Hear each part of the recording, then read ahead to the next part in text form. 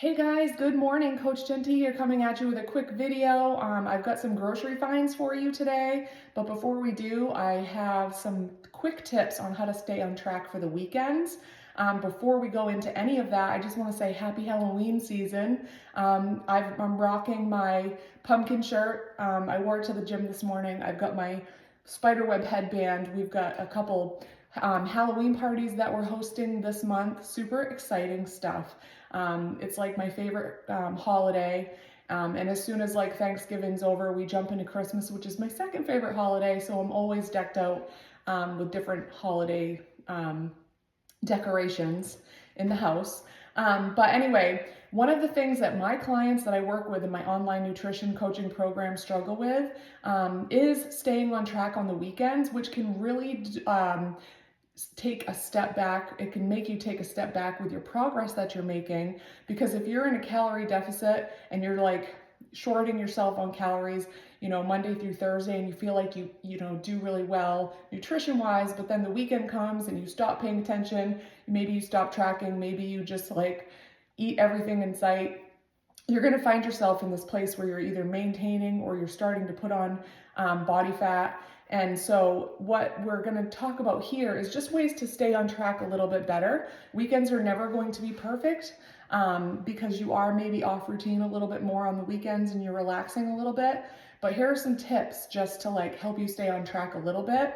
One is to plan ahead your meals. We spend so much time during the week in my program, planning ahead meals.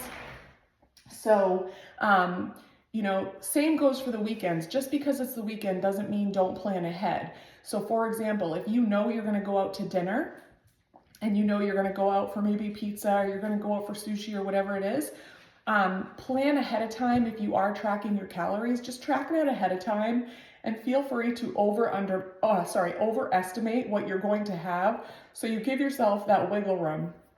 Planning ahead, prepping your meals, having like things prepared. For example, like making yourself like a salad already made for lunch, for the few days out of the week. So you don't find yourself jumping in a drive-through or getting takeout or something like that. Will really help you stay on track. Again, planning ahead on weekends just like you would on weekdays. Number two is to stay hydrated. If you did participate in my 7-day challenge, you would see how helpful it is to stay hydrated. Your brain can't differentiate between when you're hungry and when you're thirsty. So drinking lots of water throughout the weekend will keep you hydrated and kind of ward off like extra cravings. Your brain might think that you want food when you really might just be dehydrated. Number three is to not go out to eat hungry. This is a big one. This is something, back in the day, I used to like not eat to like save up for going out to eat. And that can really do you a disservice because you'll end up overeating because you deprive yourself all day of calories.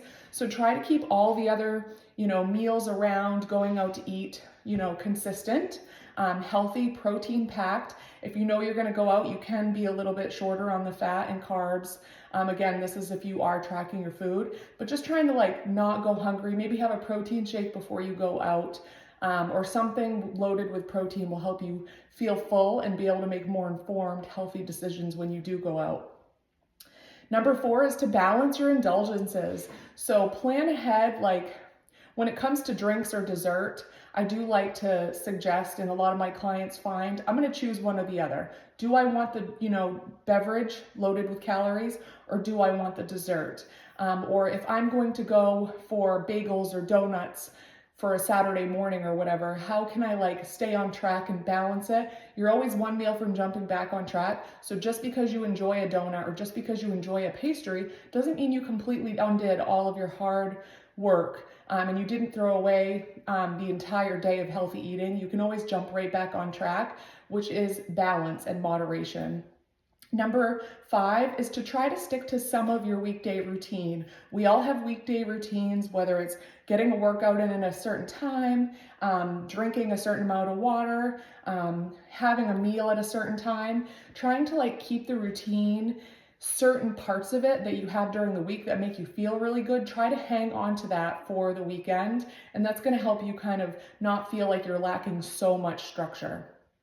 And that might mean having a to-do list. That works really well for a lot of my clients, having like a weekend to-do list of fun things and things to keep you active, because sometimes weekends people just eat out of boredom.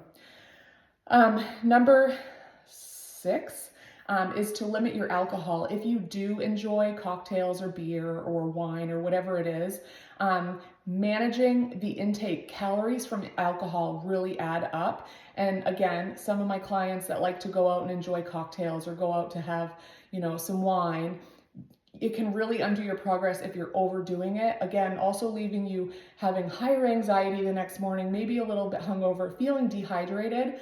So a great way to enjoy alcohol in moderation, if that is something you enjoy, is planning ahead and setting like a limit for yourself. Like, okay, I'm going to go out on this night, I'm going to have 2 drinks and I'm going to have a water in between and sip slowly. Limiting your alcohol intake can really cut back on calories and keep you feeling a lot stronger and hydrated. I made a list and then so number 7 is to stay active. So I go to the gym Monday through Friday. I try to be as consistent with that as I can. On the weekends, just because it's a weekend doesn't mean I don't stay active.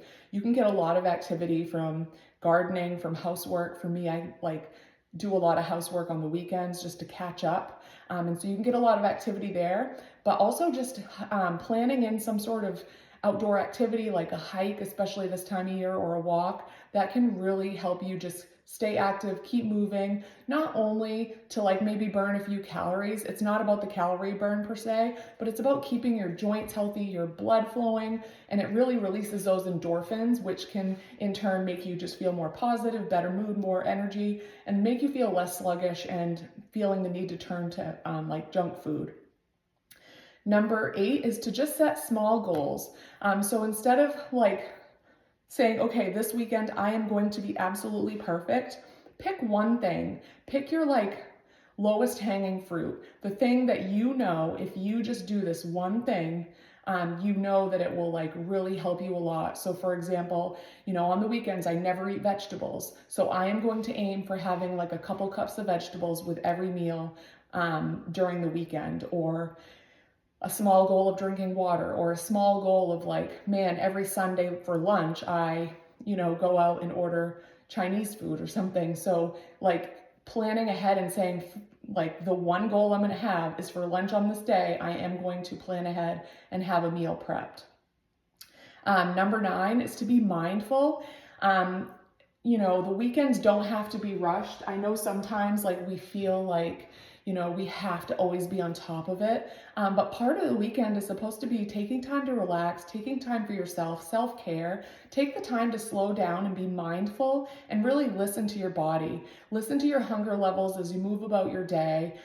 If you do really feel like munching or indulging in crackers or chips or things that have no nutritional value, pause for just a minute and ask yourself if you're really truly hungry, or are you feeling a little bit stressed or anxious or about something, or are you bored or lonely, or are you tired? Maybe you just need some extra rest. So getting out for a walk, taking that edge off, getting some stretching in, some quiet time, picking up some sort of activity or craft, just being mindful of like the reason that you're wanting to eat, and calling yourself out on that. Keeping a journal, writing that down can really help, as can like having a coach that can hold you accountable for that and really have those conversations with you, judgment free, of course.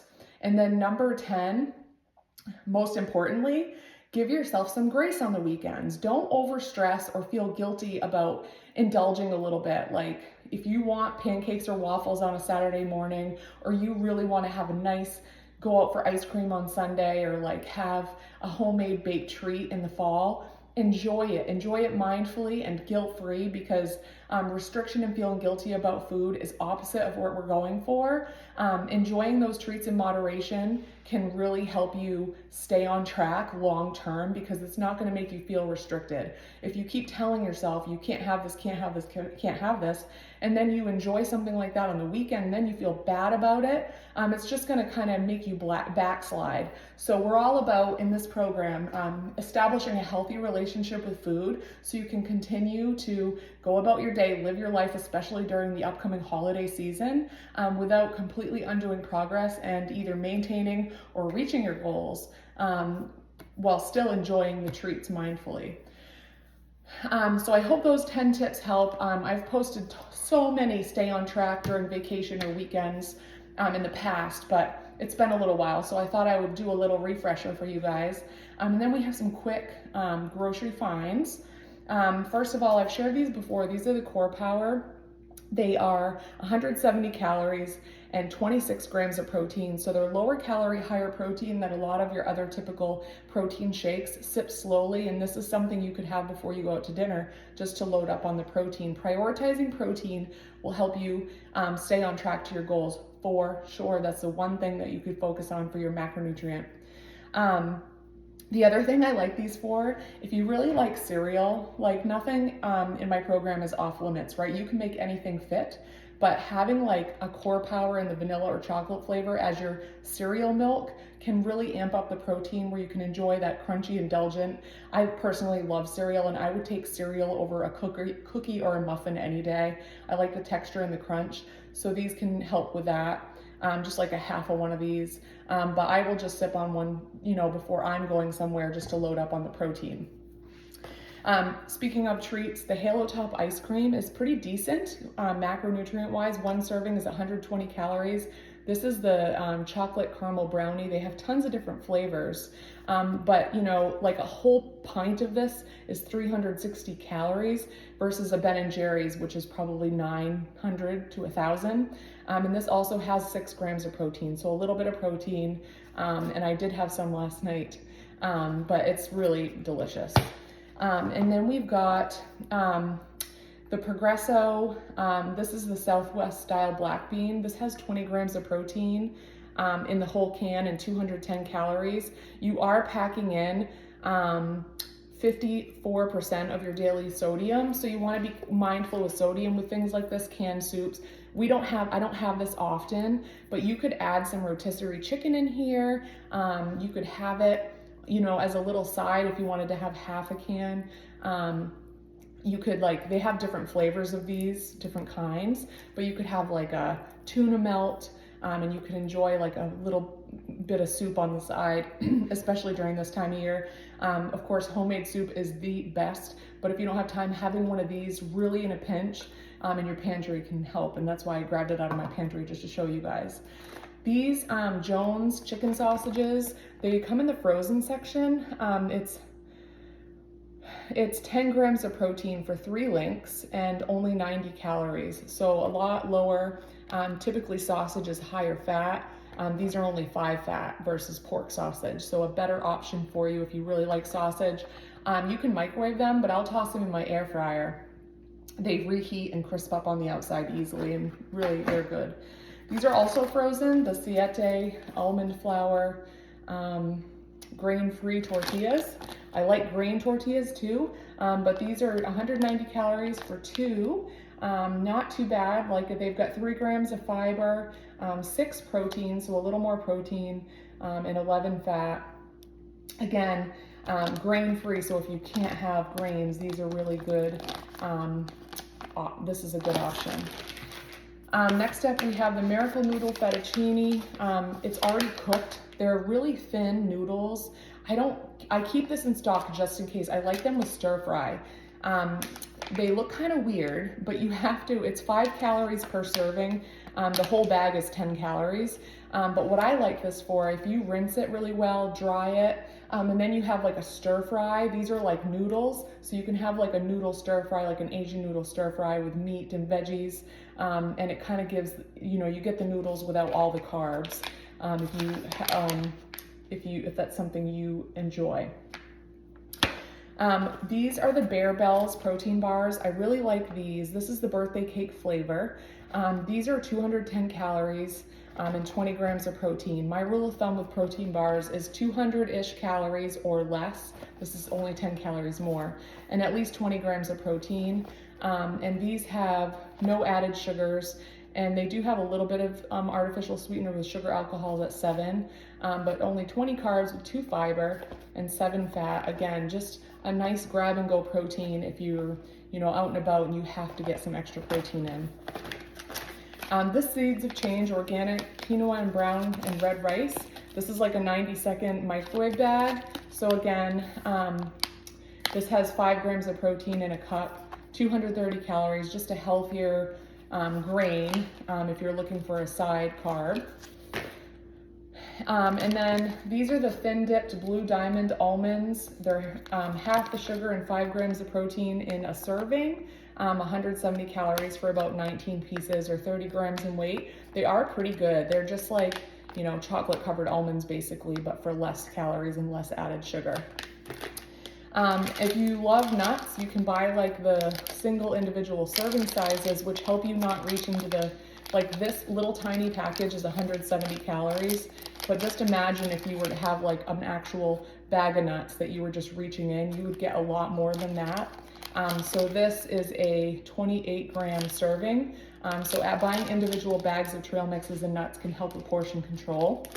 If you need a quick carb source for pre-workout, or if you have kiddos, these unsweetened applesauce pouches are great for just like a quick zero added sugar kind of carb source for energy. And then another thing, like these Pirate Booty cheese puffs, these are really good. I don't eat them often. Laura loves them, but they're 70 calories for a package, and they're just a little bit better for you. They give you the crunch and the saltiness without all of the extra calories and sugar and fat. So just another idea, if you love chips, buying individual packages can help with portion control. That's it. This is a long video. I hope you guys enjoy it, and we will talk to you soon.